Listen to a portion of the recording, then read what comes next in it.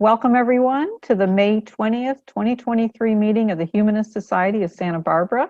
My name is Judy Flattery. I'm the president of the society. We want to welcome all of you. HSSB is a 501c3 nonprofit, 100% volunteer run, founded in the mid-90s with about 120 members, which I love to say is about 1 out of every 1,000 people in the Santa Barbara area. We welcome new members interested in learning about humanism, and we welcome anyone interested in contributing their talents to our society. Our speaker today is here from the University of North Florida, talking about the history and theology of Mormonism, and I asked him in particular to contextualize or to talk about the Book of Mormon musical, to prepare those of us who are going to see it or going to see it again, to understand some of the background to enrich our experience of the musical. And I always like to try to tie our speakers back to principles of humanism. So why are we having this talk? How does this relate to the topic of humanism? And I was looking at the Affirmations of Humanism by Paul Kurtz, and there were 4 that I thought applied to one extent or another. We attempt to transcend divisive parochial loyalties based on race, religion, gender, nationality, creed, class, sexual orientation, or ethnicity, and strive to work together for the common good of humanity. So it makes sense for us to learn more about the LDS Church. We deplore efforts to denigrate human intelligence, to seek to explain the world in supernatural terms, and to look outside nature for salvation. Another good reason to understand religious traditions. We believe in enjoying life here and now and in developing our creative talents to their fullest and appreciating the creative talents of others. And we are engaged by the arts no less than by the sciences. So with that, I'll tell you a little bit about our speaker. Our speaker, Associate Professor Richard Phillips, or Rick Phillips, is a social scientist specializing in the study of the Church of Jesus Christ of Latter-day Saints, otherwise known as the LDS Church or the Mormon Church. He grew up in a typical Mormon household in Utah and served a full-time mission for the church. His work examines the evolution of Mormon identity and solidarity, particularly among the descendants of the original pioneers that settled in the Great Basin before Utah became a state. He received a PhD in sociology from Rutgers University and is currently Associate Professor of Sociology and Religious Studies at the University of North Florida in Jacksonville. So with that, Rick, welcome. Thank you for your preparation and being with us today, and I'll turn it over to you. Great. Thanks for having me. As many social scientists, I have sort of made a career out of doing the sociology of me. As that bio says, I was a typical Mormon kid. I went on a mission for the church, the fellows that you see riding around their bikes in your communities. I did that. These days, young Mormon men and women do it at age 18. It was 19 when I went. I was a very religious young man, and my desire was to work in the church education system. I wanted to be what the Latter-day Saints call a seminary teacher. And I thought that the best way to do that would be to study religion at a secular university, because if I knew the way that secular people thought about religion and taught about religion, then I would be armed and better capable of defending the faith. And so that was my original plan when I enrolled in college. I started studying biblical languages, Greek and Hebrew, and my encounter with secular religious studies changed me. Come to find out, those secular scholars kind of had a point. And rather than give me ammunition to defend the faith, it began to erode my faith. And so I sort of left the church of my youth. And rather than become a religious educator, I switched into the academic study of religion. But I maintained close ties with my friends and neighbors and family in Utah. I still maintain a sort of respect for the faith. And today, what I want to do is talk about the origins of Mormonism, its history, its theology, and its contemporary place in United States society. And I'm going to do it from secular humanist perspective. Now, all of these questions about Mormon sociology are fraught and contested, and historians argue all the time. about how Mormonism came to be and why it is the way it is. And obviously, in a brief talk like this, I'm going to have to elide over many things, but I'll give you what I think is a scholarly consensus that will help you understand your Mormon neighbors and help you get the most out of the musical that you're going to see. So I've divided my remarks into 4 sections. First, we'll talk about the origins of Mormonism, which is something that most people don't know too much about. And then sort of the history and development of the religion. Then some discussion of its theology, which is very different than mainstream Christian theology. And then some remarks about the contemporary situation with modern Mormonism, where it fits in the American political landscape, cultural landscape, religious landscape. So to begin, how did Mormonism begin? Well, Mormonism emerged in the Finger Lakes region of upstate New York, near Rochester. And we don't think about the Finger Lakes region of upstate New York being the western frontier, but in the 18 teens and 1820s, this was the western frontier. And it was a region that was undergoing incredible economic upheaval. This was the beginning of the market revolution in the United States, the emergence of capitalism and industrialization. And in the area, the huge economic project was the Erie Canal. And the Erie Canal was a project that was completed in 1925, and it was designed to link the Great Lakes with the Atlantic Ocean. So we'll go east from the Great Lakes to the Hudson River. So you had a navigable way to go from the Great Lakes to the Hudson River. And this was a huge economic project. And it established trade networks and cooperation across distant regions. And it caused a massive influx of speculators into the area. So you have a period of economic upheaval taking place. At the same time, you have social upheaval in agrarian Western New York before the Erie Canal. All aspects of life were intertwined. There was no distinction between kin and community and congregation and commerce. Like all of these things were consolidated. There was no notion of where one social institution's influence ended and another's commenced. So everything was sort of all jumbled together in homogeneous village life.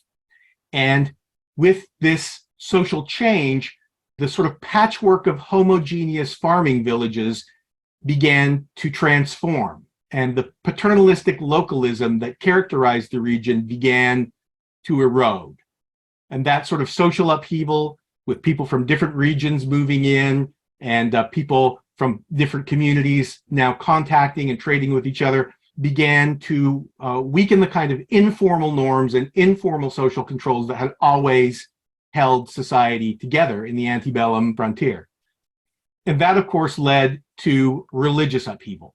This kind of social differentiation allowed people to think for the first time in that area about switching religions. And it brought religious pluralism to the region. Now, the sociologist Peter Berger argues that religious pluralism is corrosive to religious belief, because when everybody shares the same faith, when everybody shares the same religion, Berger says that religion functions as a sacred canopy that sort of integrates and suffuses all aspects of social life. But religious pluralism transforms religious belief because it changes religion from something that's taken for granted, that's just axiomatic, to something that's contested. So if there's no competing ideology, then there's no reason to doubt your religion. But when you have religious pluralism, if I say I have the exclusive truth and you say you have the exclusive truth and we have different exclusive truths, guess what? One of us is wrong or both of us is wrong. So religion becomes something that is now contested and we have to vie for our beliefs and defend our beliefs. And this was a new situation. In antebellum New York, most villages and congregations had a parish system. And in a parish system, people go to church with their neighborhood. Like where you go to church is determined by your neighborhood. I mean, the model idea would be a public school district where you live within the district, you go to the school within the district. That's the way churches were. So congregations and neighborhoods were coterminous. But beginning in the 18 teens, 1820s, you had itinerant clergy who were not attached to any kind of church and who began preaching in the countryside and who began to form congregations without any sort of geographic location. They just pulled people in based on the charisma of their teachings, and they began to undercut these traditional neighborhood congregations. And so you have a move from congregations that are based on neighborhood to congregations that are based on shared religious tastes.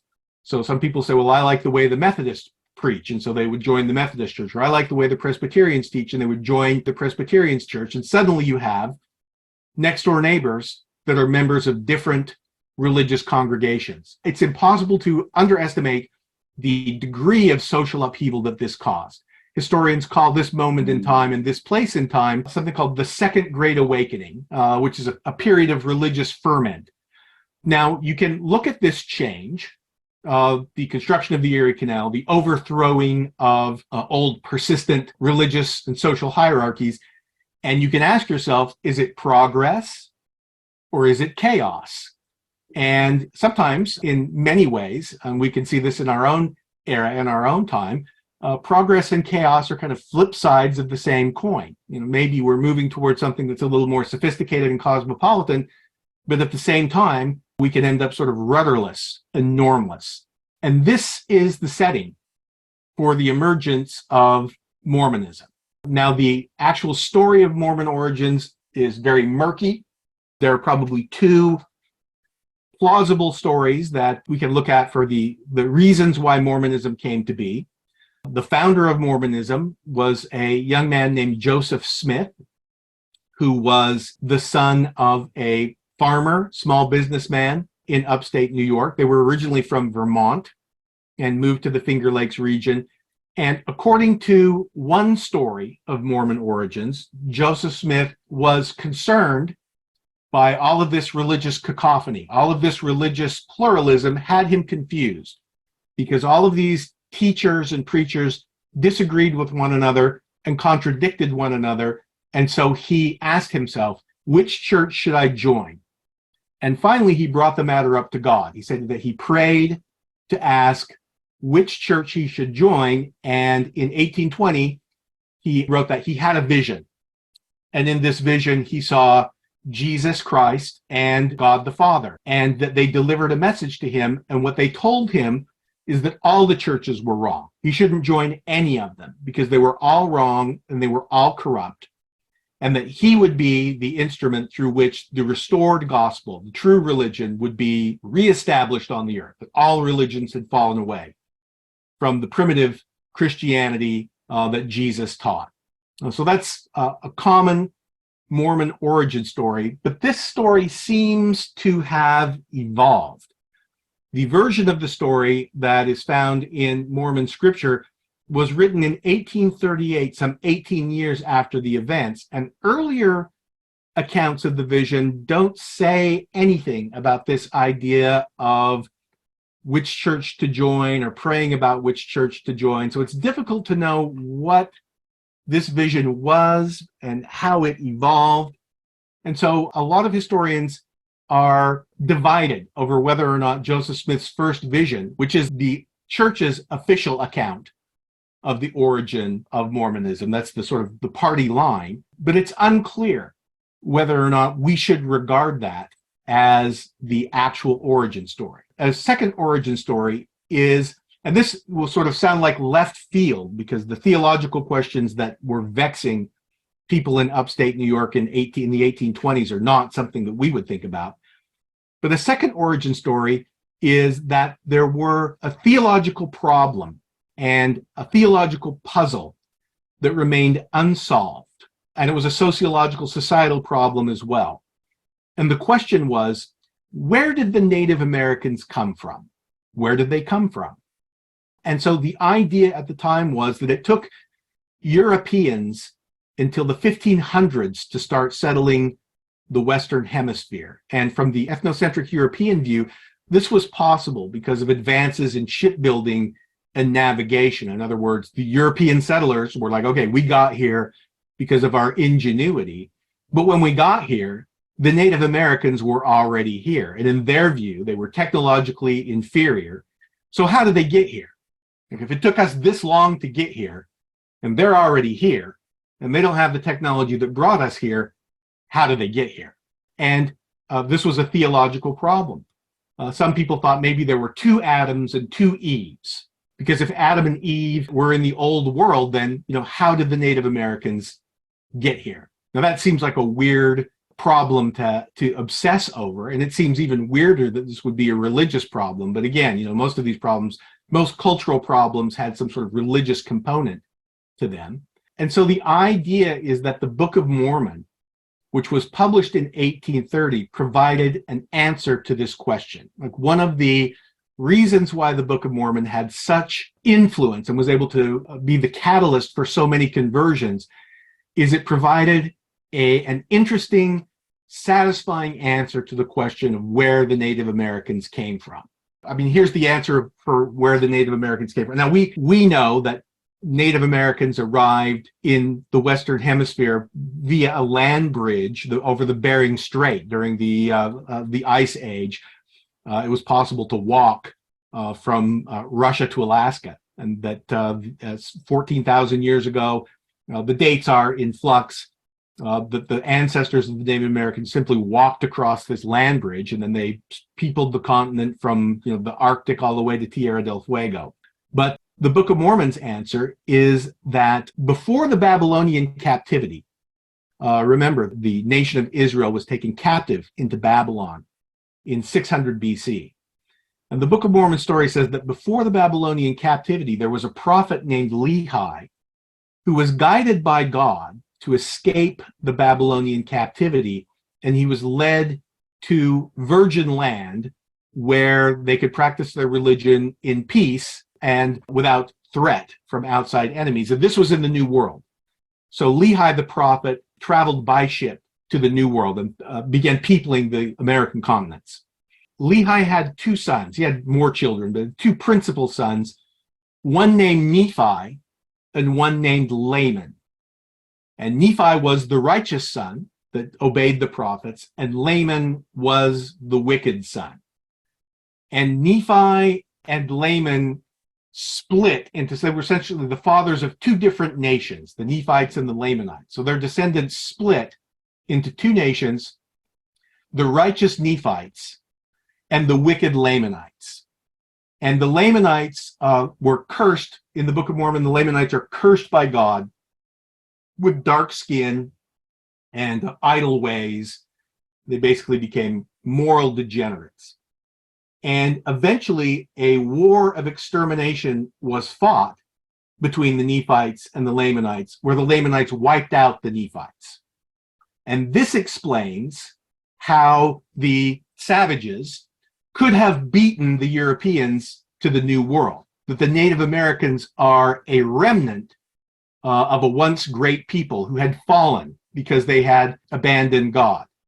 And the history of the Nephites and the Lamanites was written on metal plates that an angel named Moroni, who was the last Nephite prophet, gave to Joseph Smith. So this record on metal plates was the Book of Mormon, and Joseph Smith claims to have translated the Book of Mormon through the gift and power of God, and that the Book of Mormon is one way to think about the origins of Mormonism. One of the things that's always interesting is if you read the contents of the Book of Mormon, the contemporary Latter-day Saint Church doesn't sound very much like, and the theology of the Book of Mormon doesn't sound very much like the contemporary Latter-day Saint theology, because interestingly enough, I think many historians would say that the purpose of the Book of Mormon was to answer the question, where did the Native Americans come from?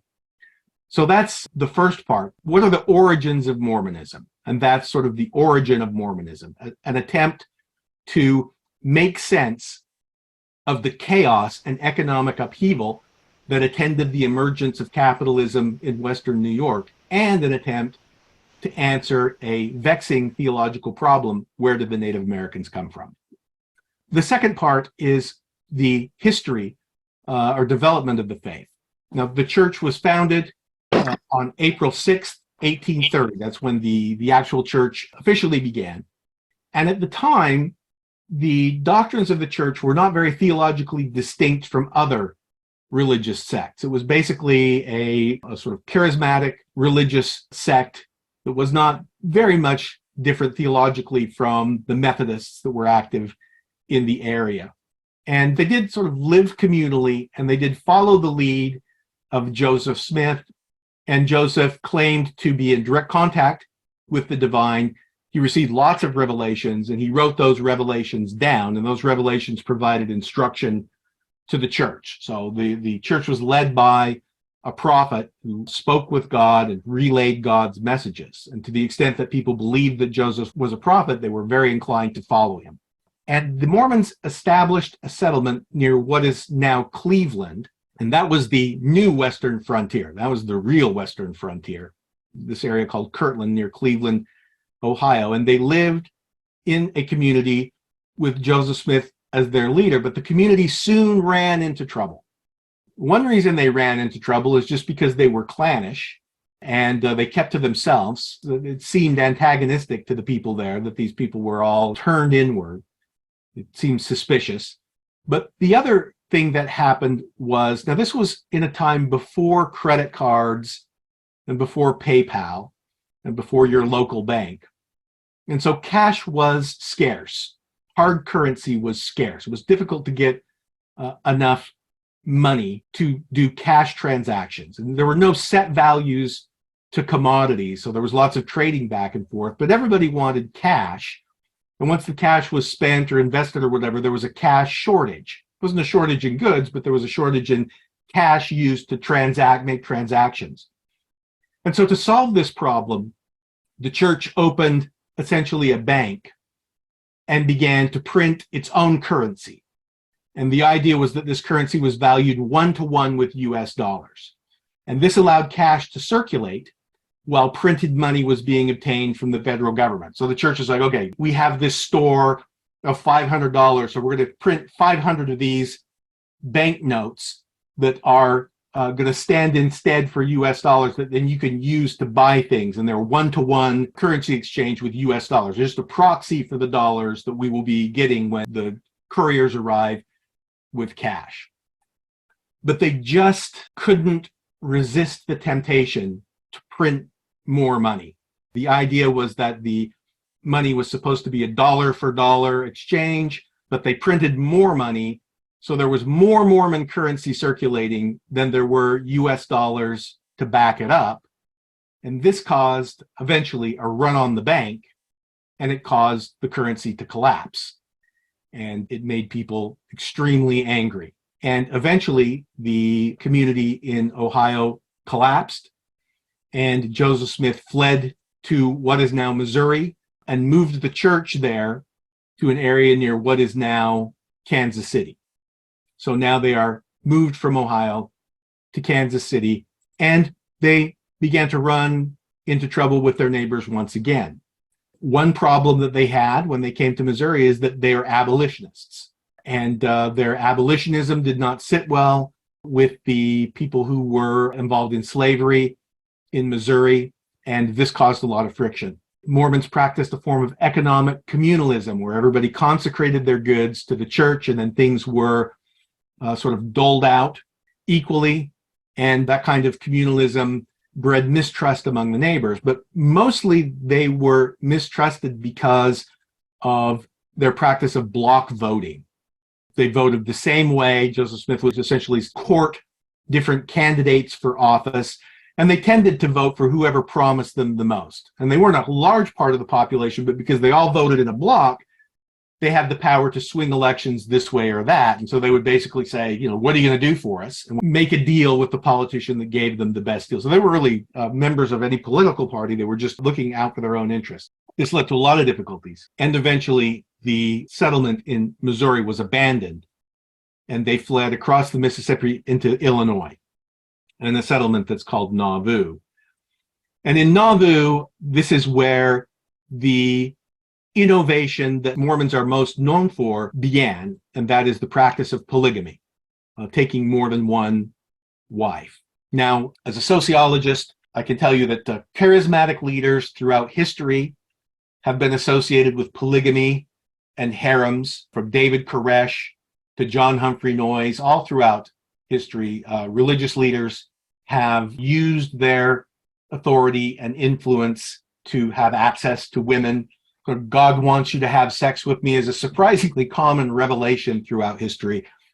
So one way to think about Joseph Smith's doctrine of polygamy is the idea that polygamy emerged as the institutionalization of Joseph Smith's philandering. Now, Mormon historians would take vigorous issue with that, and they would say that it had to do with building dynasty and family ties and things like that. My viewpoint is a more secular viewpoint. We don't really know the reasons behind Mormon polygamy. Nobody really knows when it started or how many wives Joseph Smith had. He had married women in their 40s and girls as young as 14. He gradually introduced the practice to his inner circle. And as this was happening in Nauvoo, rumors began to fly. Rumors of polygamy were all over the street, and certain defectors printed a newsletter called the Nauvoo Expositor that sort of blew the lid off, was designed to expose Mormon polygamy, among other things. And Joseph Smith responded to the Nauvoo Expositor by ordering the destruction of the printing press and the scattering of the type. And this led to his lynching. Now, this was a bridge too far, and he was arrested and put in jail. But before he could stand trial, he was denied due process when a mob surrounded the jail and assassinated him and his brother. So he met his end in 1844, just 14 years after the founding of the faith. And obviously one of the most important religious figures in American history, a great religious innovator, a man with no formal education that now is the founder of a set of religious movements with many millions of followers. Really, I think reading a biography of Joseph Smith is something that will pay dividends for anyone who's interested in American religious history. So the prophet is dead, and there is no clear succession plan. Obviously, he was not expecting to die. And so the movement split into various fragments, many of which still exist. Some prophets rose up in the spirit of Joseph Smith, claiming that they now had the revelatory mantle, and they started giving revelations. Some people followed the son of Joseph Smith, thinking that the heir to the prophetic mantle was hereditary. But the largest portion followed a man named Brigham Young, who was the president of the Quorum of the 12 Apostles. And Young also one of the inner circle that practiced polygamy. And Young thought that the best course of action was to leave the United States once and for all. And so he led an exodus across the plains to the valley of the Great Salt Lake. And the Mormon pioneers who founded Salt Lake City were essentially left alone while the nation was occupied with the rising tensions that led to the Civil War. So the founding of Great Salt Lake City in the 1840s until the end of the Civil War, the Mormons then practiced polygamy openly. They developed a unique religious system. They reestablished this idea of a parish system where you go to church with your neighborhood. And it led to the sort of unique religious culture that we sort of see remnants of in Utah today. Now, after the Civil War, the federal government turned its attention to Mormon polygamy, and they passed a series of laws, one law called the Edmunds-Tucker Act of 1887 that threatened to confiscate the church's assets and restrict the civil rights of church members. And this led the church to officially abandon polygamy in 1890. So the church issued a manifesto saying, okay, polygamy is no more, we relent. And this repudiation of polygamy led to a number of schisms. And when you see the television shows or the depictions of modern day polygamists now that live in southwestern Utah in the area around St. George, this is where those modern day polygamists come from. They broke off from the Utah church when the Utah church abandoned polygamy because they thought that polygamy was originally called the New and Everlasting Covenant. And so these schismatics groups regarded this capitulation to the federal government to be an act of apostasy. And that's sort of where you get Mormonism in Utah. So the next part is the idea of Mormon theology. There were lots of theological innovations within Mormonism that make it a very unique form of Christianity. First off, Mormonism does not accept the doctrine of the Trinity. The doctrine of the Trinity, of course, is that the Father, the Son, and the Holy Spirit are three distinct personages, but they're only one God.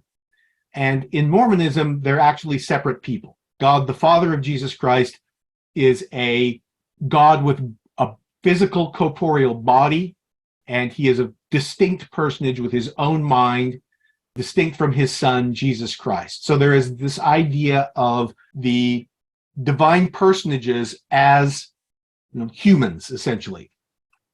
And in Mormon theology, there's also a belief that people live before they come to earth, that in addition to our mortal existence, there's a premortal life. That before you came to earth, you lived with your Father in heaven. And before the earth began, there was a conference in heaven in this premortal life. And Heavenly Father wanted to enact a plan for people to come down to earth, as there were spirits in the premortal life, come down to earth and take on a physical body so that they could return to him in corporeal form just as he is. And in this premortal life, there were two plans for how to accomplish that. The plan of Jesus was to allow people to have their free will so that they could come to earth and see if they could pass the test and live the commandments and return to their Heavenly Father. And the plan of Satan was to come down and force everybody to return. So this is the sort of two competing plans, and the two competing plans led to a civil war in heaven. So there's a war in heaven, and the consequence of this war in heaven was that Satan and a third of the hosts of heaven were cast down into hell. And these are the devils and the demons that tempt us today. Other anachronistic aspects of Mormon theology come from this idea of the war in heaven too. So for instance, it was taught that there were some spirits in the premortal world who were less valiant and didn't fight very hard for Jesus and the winning side. And those people were cursed to come down to earth through the seed of the first murderer Cain. They're the descendants of the first murderer Cain. And this, according to 19th century, all the way up to the 1970s, is where Black people came. People of African descent were denied full participation in the church until 1978 because they were believed to be the descendants of the first murderer Cain, and they were cursed to be the descendants of the first murderer Cain because this was their punishment for a lack of valiance in a premortal life. So when you're born, a veil comes over your mind at birth so you don't remember your premortal life. And this earth is a test to see if you can return to your Heavenly Father.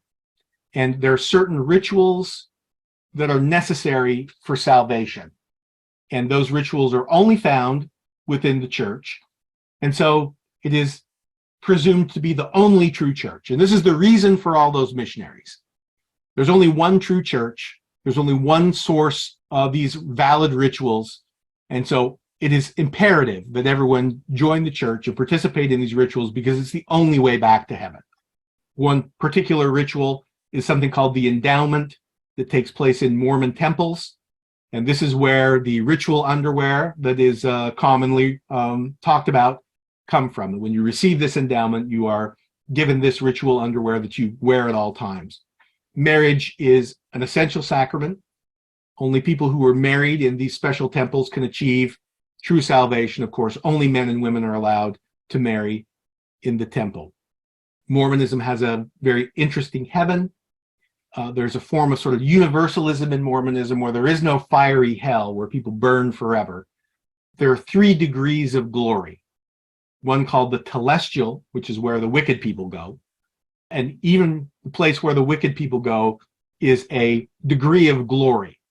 There is salvation even for murderers and criminals and things like that. They still are not punished forever in the afterlife. The second kingdom is what's called the terrestrial kingdom. And if you're a good Hindu or a good Muslim, this is where you will go. Good people that don't have the necessary rituals. And then the highest realm of heaven is the celestial kingdom, where people who have these essential rituals go. And in the highest degree of the celestial kingdom, you literally become like your heavenly Father. You become a god, and you can create your own worlds and continue on the sort of plan of salvation. The famous Mormon aphorism is, as man is, God once was. As God is, man may become. So God was once a human who lived on an earth like our earth, and through his obedience, he became an exalted being, and you too may become an exalted being. So it's a very distinctive theology. It has, along with it, an established religious culture that's unique in American history. No religion dominates a state like Mormonism dominates Utah. At its peak, at around 1990, more than 3 in 4 Utahns were Mormon. And so you have a very distinctive religious culture and a very powerful political influence in the church. Some of you may have seen that the Utah legislature banned access to Pornhub, where you have to upload your driver's license or something like that to be able to access these websites. In many of these neighborhoods, the church is so dense that church and public norms are consolidated. It is prohibited to work on Sunday. You won't find people out mowing their lawn on Sunday because they don't want their neighbors to see. And because the density of the Mormon community in places like Provo, Utah, if I want to put a prohibited substance in my shopping cart, like for instance, coffee, which is prohibited, I would have to worry about not only people in my congregation seeing me, but also members of my extended family or pretty much anybody that I know at work. So it has a very powerful coercive component that sort of keeps people in line. Now, how this relates to the musical is the musical tends to focus on the missionaries who are essentially 18, 19-year-old boys. And, 19-year-olds are not the best vessels for any particular faith. They don't know that much. And so in many respects, the missionaries are ambassadors of American culture as much as they are any kind of religious culture. Many commentators have argued that Mormon missions are more for the missionary than they are for the people they convert. And that the important goal of a Mormon mission is to help the missionary stay established in the church. And so they go around the world preaching this gospel, attempting to convert people so that they can have access to these rituals that are necessary for salvation. So that, in a nutshell, it's kind of hard to summarize all of this in 45 minutes, but in a nutshell, that is the story of the origin, development, theology, and sort of contemporary situation of modern Mormonism. The church now has 17 million members on paper on every inhabited continent. The Book of Mormon is published in many different languages. There are temples dotting the globe, and it's a very powerful, wealthy religious movement. I'm happy to take questions. Thank you. That was fascinating. One question that I have is, what is the LDS Church finding in terms of their younger members? Are they seeing the same rise of the nuns, as we call it, in that church, as along with the other denominations that we hear about in Pew Research and things like that? Yes. Throughout the 90s, the church had a much better retention rate than most comparable religions. And that's basically because of the geographic concentration. But Salt Lake City is a nice place to live, and property values throughout the 90s and the early 2000s had been fairly low. And so lots of people moved in, particularly from Southern California. Lots and lots of people from Los Angeles moved to Utah. And this caused the non-Mormon presence in Utah to increase. And now Salt Lake City is only about 50% LDS. And so that led to an acceleration in young people leaving the church. And here's the reason why that's the case. So when I was 19, I really didn't want to go on a mission, but there was a lot of social pressure. Nobody really who wants to, most 19-year-olds are not real keen on the idea of going to Guatemala for 2 years and knocking on people's doors. It does not sound like fun. But there was so much social pressure that you almost had to go. I remember talking with my friend saying, what are we going to do? And, the idea was that no young women would marry us or date us if we went on a mission. It was very, very coercive. Lots of people went who didn't want to go. And that's because there was nowhere to run. Now, if I have, if half my neighbors are non-LDS, and I say to one of my non-LDS friends, well, I really don't want to go on a mission, that friend would say something like, well, I don't blame you. I wouldn't want to go either. Why don't you just go to college? And so that diminishes the coercive culture. And so what happens is people who don't have strong subjective religious commitments are now free to leave the faith, whereas before they were bound to the faith because of the consolidation of religious and cultural norms. So when I was a kid, there were two kinds of people in the world: people who abstained from alcohol and alcoholics. And my mom would basically say, your first sip of beer is the path that leads to, you lying in the gutter with a bottle of, Mad Dog 2020 by your head. And alcohol was wrong and something that sinners did. And that is untenable when you live in a neighborhood in Salt Lake City and people move in next door and they're nice people and they have good careers and they have well-behaved children and they keep a nice clean lawn and they have a well-stocked liquor cabinet. Then you change from alcohol being something that's sinful and wrong to just something that we don't do. Like, we don't drink alcohol. It's not for us. Other people drink alcohol and, they're good people, but we just don't. Or you can somehow find a way to believe that those people are bad, but that involves a lot of cognitive dissonance. So these kinds of safeguards against apostasy have fallen by the wayside. In the 1980s, even if I'm not particularly religious, and even if I don't go to church very often, the person that I marry is very likely to be LDS just through sheer chance. And so if there's ever a desire to reactivate or return to the church, we're both Mormons, even though we might be inactive.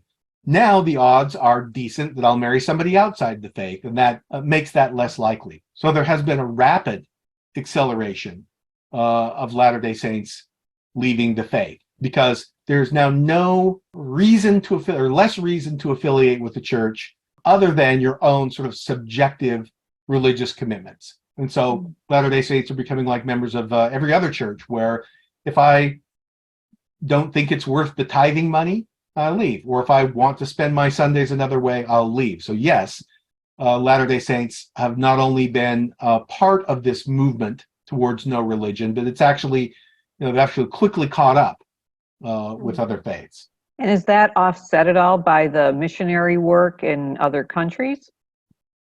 The missionaries tend to baptize a lot of people, but there's a lot of problems with member retention. From the standpoint of the church, the baptism and confirmation is the culmination of the conversion process, but really it's the beginning of the conversion process. You still have to sort of pay your tithing, you have to be endowed in the temple.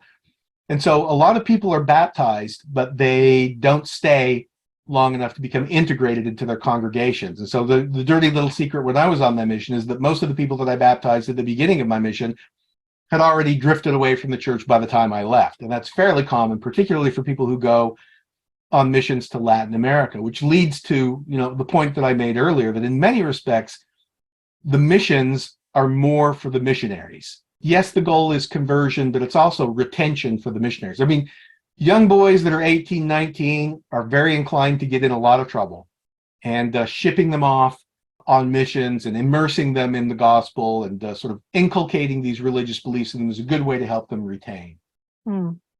Judy Fontana has a question. She wants to know, can you say what the special rituals are? Yes, they're secret, and it would be I think it would be offensive to Mormons if I outlined what they are. But they are the endowment is a ceremony that you engage in the temple, where you make certain promises and covenants to God. You're not supposed to talk about what goes on in the temple. If you really want to know, people have snuck in with hidden cameras. You can watch the whole ceremony on YouTube. I think because the ceremony is sacred and secret, people have ideas about what might be going on in the temple. I guarantee you it's not any kind of orgy or blood sacrifice or anything like that. The temple ceremony is actually very sedate and boring. And it has changed a lot over time. Some of the more, for lack of a better term, sort of cultic aspects of it have been shaved off. But it's just, I would say it's not completely dissimilar in form to a Catholic Mass, where it's more sort of interactive rituals. Yeah, Cheryl Rogers says she went to the church in Salt Lake City to study her family history and believes that the church then added her entire family to the total ministry. Can you talk a little bit about the whole connection to family history? And everybody must have these rituals for salvation. And if you don't have a chance to hear them in this life, then you might have a chance to accept them in the next life. And so the church practices proxy baptism, where people can be baptized on behalf of people who are dead. So, there is no salvation without the ritual of baptism. But what if you died in the 1700s before the church was restored? Someone has to be baptized on your behalf. And one of the things that happens in the temple are these proxy baptisms. And so there is no doubt that your family history and everybody else's family history is being entered into the database, and people are going to the temples every single day. The first time you go to the temple, you take out your own endowment, but after that, you take out endowments for and in behalf of other people. This recently became controversial when the church began to do proxy baptisms for Holocaust survivors. This really angered people. Ms. Rogers, there's no doubt that they are performing these endowment ceremonies for your dead relatives, just as they are for everybody's dead relatives. We've got a question here about what's your take on LGBTQ and Mormons?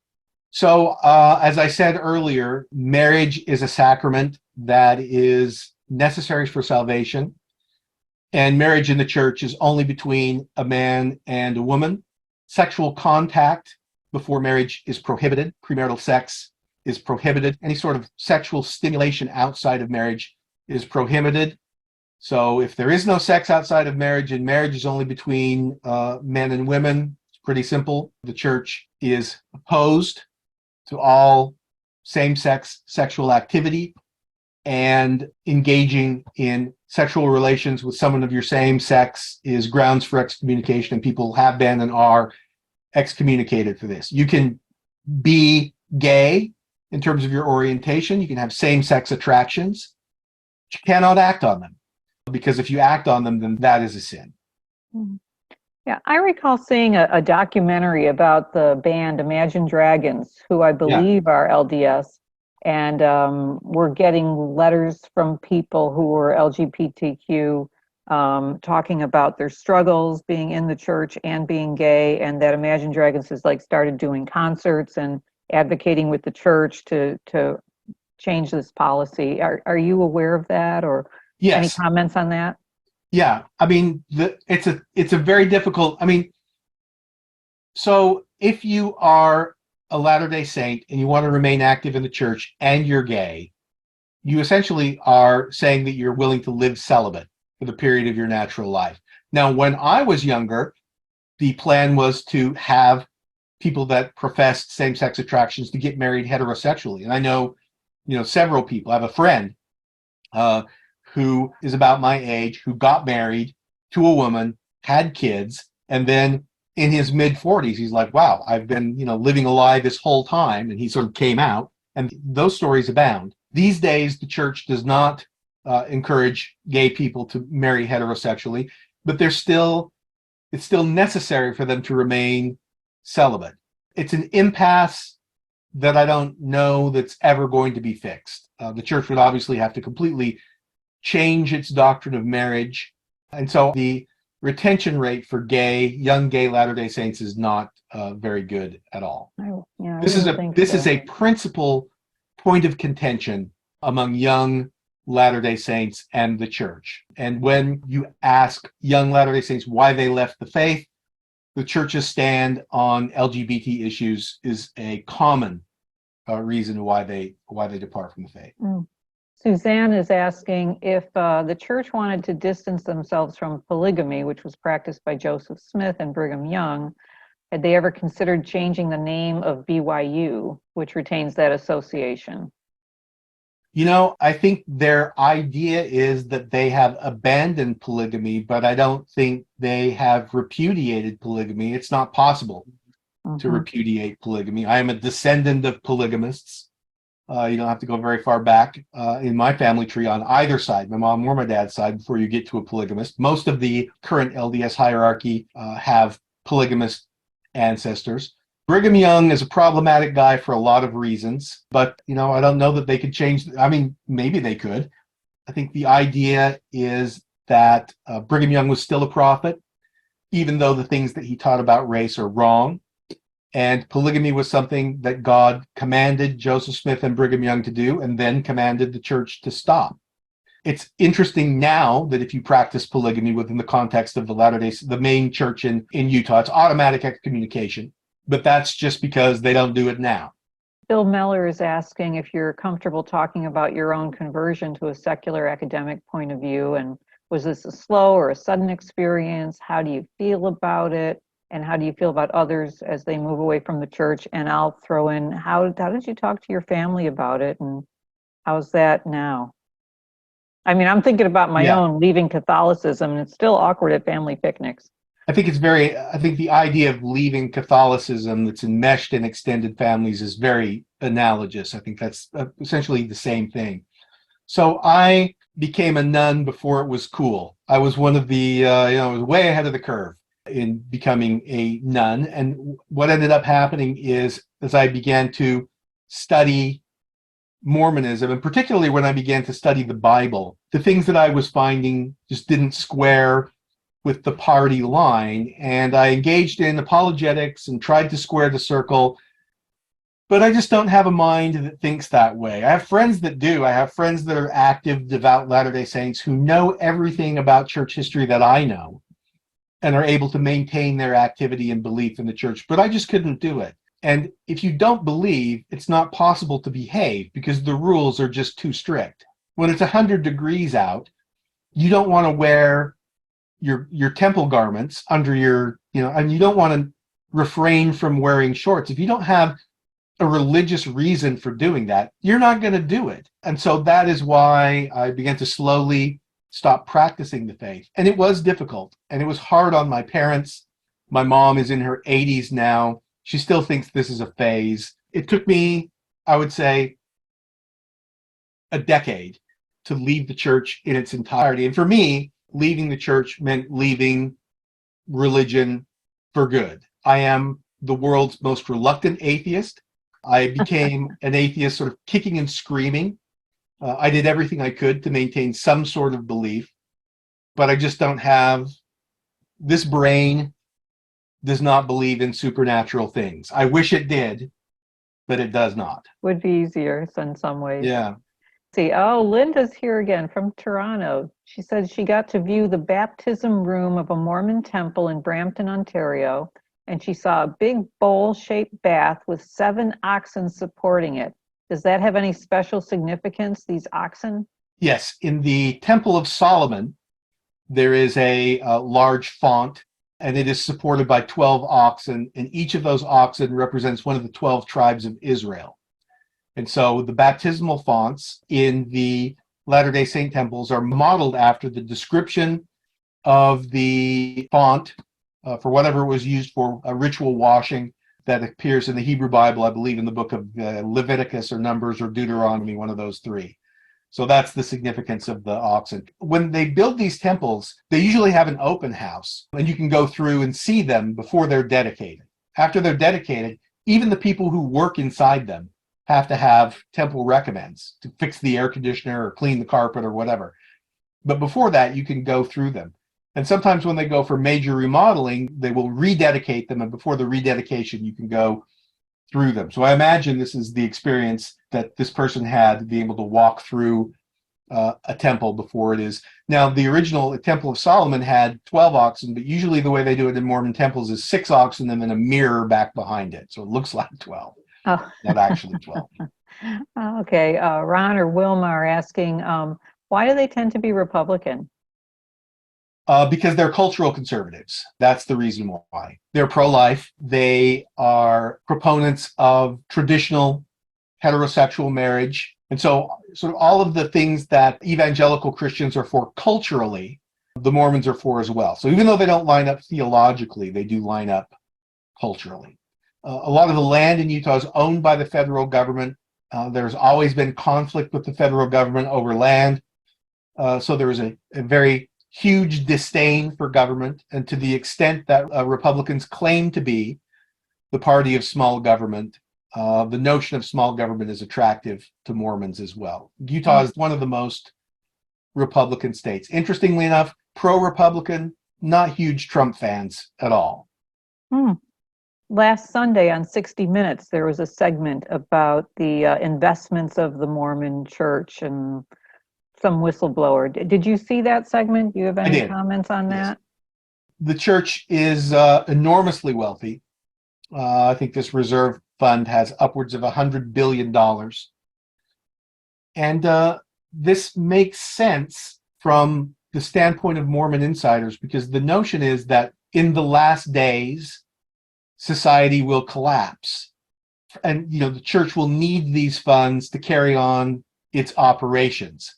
It's sort of the remnant of Mormon apocalypticism. And so when I talked to people in Utah about this particular 60-minute segment, the idea is that, the church might need this money in times of calamity. Think about Second Amendment proponents who are opposed to any kind of gun control because they believe they will need those guns in a time when the government is dysfunctional, or the government comes for them, or there's some sort of time of tribulation. The stockpiling of money has some of the same components. This idea that the church will need to be self-sufficient in an era when the government can't provide basic services. So the outsider would see this enormous institution continuing to take contributions from its members and stockpiling these things and buying real estate and building shopping malls and all of that kind of stuff.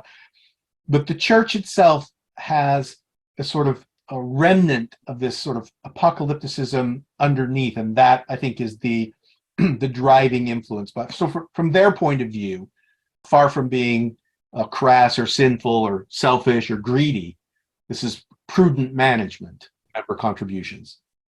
Okay. Gary Noreen was asking about the strong communitarian bent of helping each other out within the church. I think you said something about that when they were in Missouri. Anything else you want to comment on that and its origins? Yes, there is a strong sense of community, but it's more reserved for people within the community. That makes sense.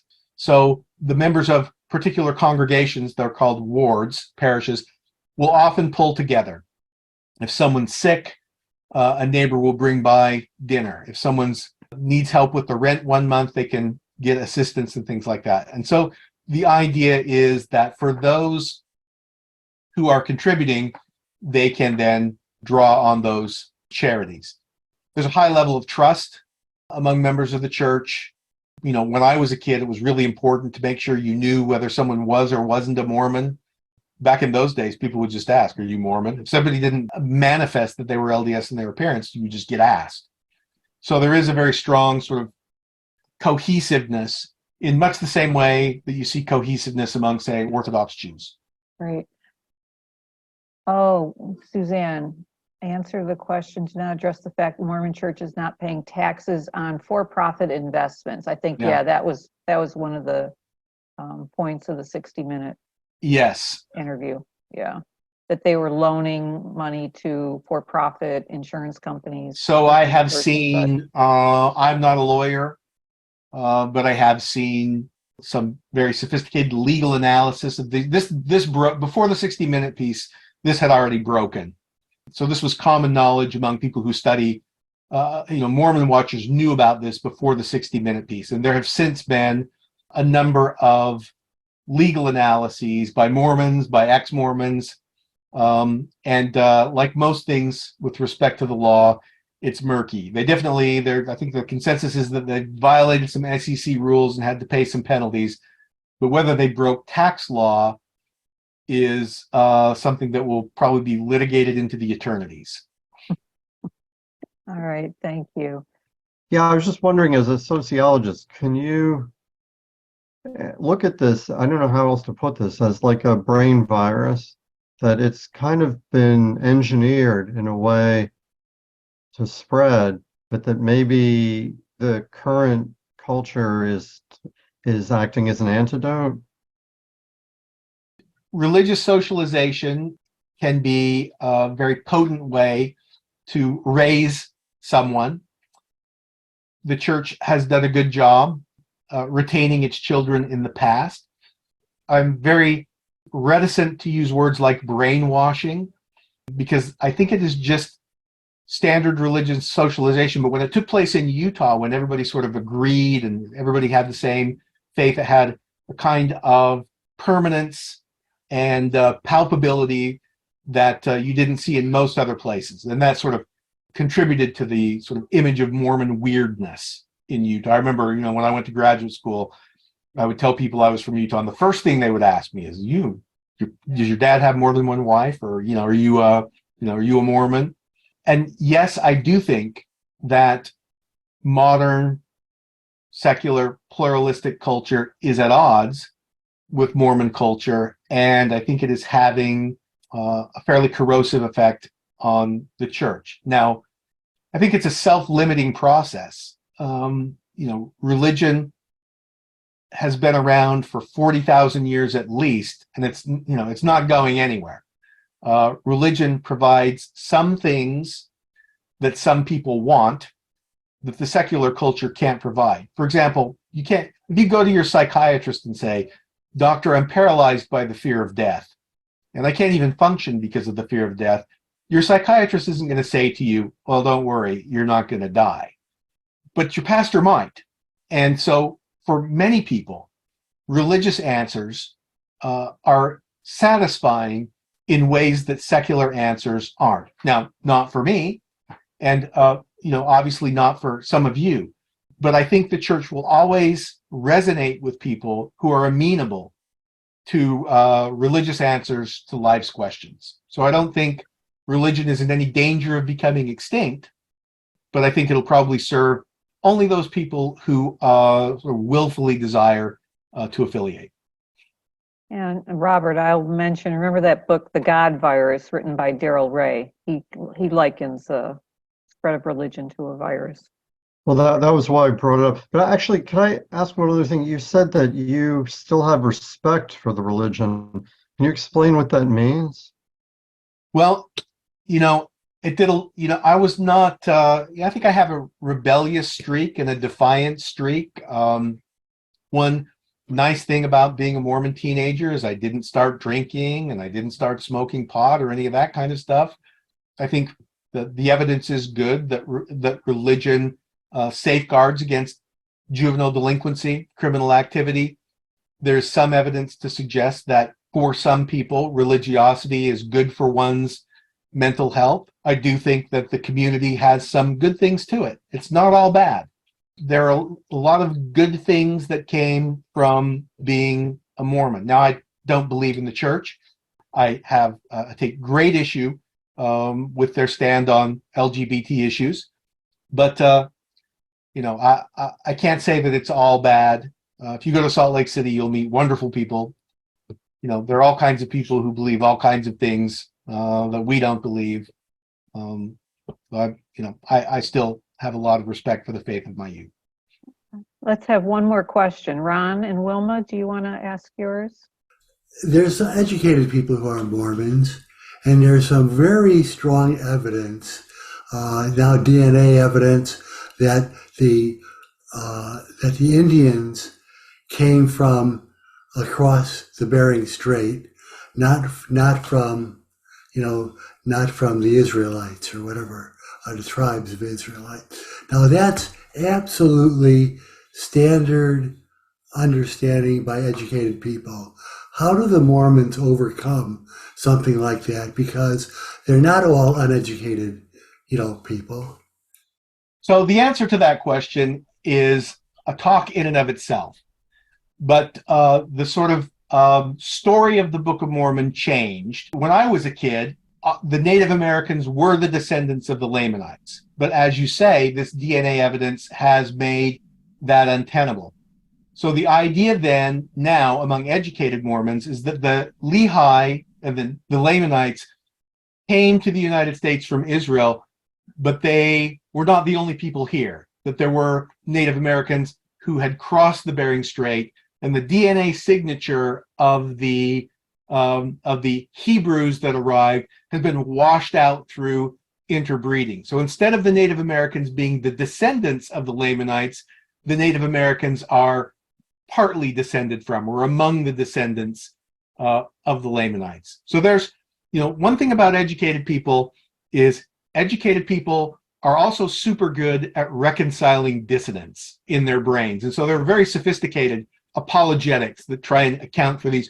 Just like if you see educated people who believe in biblical inerrancy, you can show them a Bible contradiction and then they will reconcile the irreconcilable. It works the exact same way in Mormonism. And I think that is a feature of some people's personality. Like, I could never do it, but I have friends who do it with ease. Right. Rick, thank you so much. I think It was you my can pleasure. tell by the attendance that we had and the people sticking around to the end and all the questions and interaction that were really interested in what you had to say, and so appreciate you preparing this for us. That's it. Thank you so much for attending. Thanks again to our speaker, Professor Rick Phillips, and thank you all for your support of the Humanist Society of Santa Barbara.